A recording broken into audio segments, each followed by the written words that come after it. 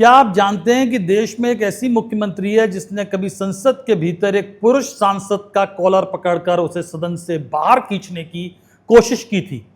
क्या आप यकीन करेंगे कि जिस राइटर्स बिल्डिंग से उन्हें कभी बालों से पकड़कर पुलिस ने बाहर फेंका था, वहां लौटने के लिए उन्होंने 18 साल तक चप्पल नहीं बदली और कसम खाई कि जब सीएम बनेंगी तभी राइटर्स बिल्डिंग में कदम रखेंगी, और आखिर में ऐसा ही हुआ।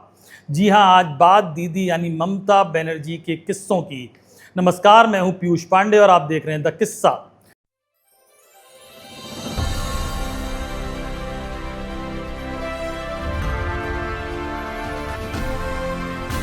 द किस्सा विद पीयूष पांडे। किस्सा है 1984 का। उस समय बंगाल में लेफ्ट का सूरज अभी ढलता नहीं था। जादवपुर सीट थी और सामने थे सोमनाथ चटर्जी जैसे दिग्गज।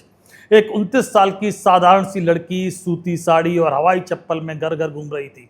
राजीव गांधी ने युवा ममता को टिकट दे दिया था और जब नतीजे आए तो सोमनाथ चटर्जी हार गए। दिग्गज सोमनाथ चटर्जी हार गए थे ममता बनर्जी के सामने, और बंगाल को अपनी पहली जाइंट किलर उनको नाम दिया गया, वो मिल गई थी।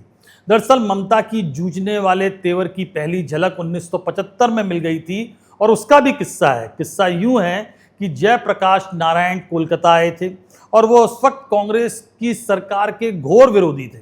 ममता कांग्रेस की स्टूडेंट विंग की सक्रिय सदस्य थी। जेपी कोलकाता पहुंचे तो कांग्रेस के छात्रों ने उन्हें घेर लिया और ममता उनकी कार के बोनट पर चढ़कर नाचने लगी थी ताकि उनका विरोध दर्ज करा सके।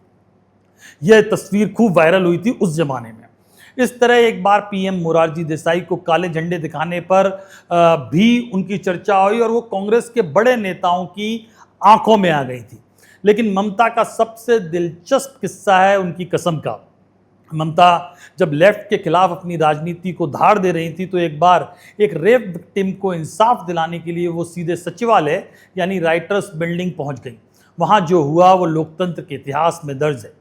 पुलिस के साथ हाथापाई हुई, धक्का मुक्की में उनकी साड़ी तक फट गई। वो मुख्यमंत्री से मिलना चाहती थी लेकिन मिल नहीं पा रही थी और उसी चक्कर में पुलिस से उनकी भिड़ंत हो गई थी। बाद में ममता को बालों से पकड़कर घसीटा गया। कम से कम ममता ने यही आरोप लगाया और उस दिन उन्होंने कसम खाई थी कि अब इस बिल्डिंग में तभी आऊंगी जब बंगाल की कमान मेरे हाथ में होगी। और देखिए 2011 में उन्होंने वो कर दिखाया। नंदीग्राम और सिंगूर के आंदोलनों ने टाटा जैसी बड़ी कंपनी और 34 साल पुरानी लेफ्ट सरकार दोनों के पैर बंगाल से उखाड़ दिए। हालांकि दिल्ली के राजनेताओं के बीच उनका उग्र अंदाज 13 जुलाई 1998 को दिखा था जब संसद में महिला आरक्षण बिल पर बहस चल रही थी। जी हाँ, उस वक्त हंगामा शुरू हुआ तो आरजेडी के एक सांसद दारोगा प्रसाद सरोज विरोध करते हुए सदन के बीच यानी वेल में आ गए और स्पीकर की मेज के पास पहुंचकर बिल की प्रतियां छीनने की कोशिश करने लगे। ममता बनर्जी ये सब देख रही थी, ड्रामा क्या हो रहा है। उस समय वो तृणमूल कांग्रेस की नेता थी और संसद में थी, सांसद थी। महिला आरक्षण बिल की वो कट्टर समर्थक थी। जैसे ही उन्होंने देखा कि सांसद बिल को रोकने की कोशिश कर रहे हैं, वे अपनी सीट से बिजली की फुर्ती से उतरी और अगले ही पल जो हुआ उसने सभी को चौंका दिया। ममता बनर्जी ने दारोगा प्रसाद सरोज को रोकने के लिए उनका कॉलर पकड़ लिया, उनकी गर्दन पकड़ ली और उन्हें खींचते हुए वेल से बाहर निकालने की कोशिश की। सदन के भीतर इस तरह की शारीरिक झड़प ने पूरे देश को चौंका दिया था और सदन के भीतर जो लोग थे वो तो बहुत हैरान रह गए थे। बाद में जब उनसे इस बारे में पूछा गया तो उन्होंने बड़े बेबाक अंदाज में कहा था कि अगर कोई महिलाओं के हक का गला घोंटेगा तो मैं चुप नहीं रहूंगी। आज ममता 15 साल से सीएम है। सफ़ेद साड़ी, हवाई चप्पल आज भी उनकी पहचान है। लेकिन आज की तारीख में जो चुनाव हो रहा है ममता के लिए सबसे बड़ी अग्नि परीक्षा है। 71 साल की उम्र में भी वो उसी स्ट्रीट फाइटर की तरह खड़ी ज़रूर हैं, लेकिन चुनौती मोदी की तरफ से है, पीएम मोदी की तरफ से। सामने देश की सबसे बड़ी पार्टी है यानी बीजेपी है। दीदी का नारा आज भी है, माँ माटी मानुष का, लेकिन खेल बहुत मुश्किल हो गया है। अब सवाल यही है कि किसके साथ खेला होबे।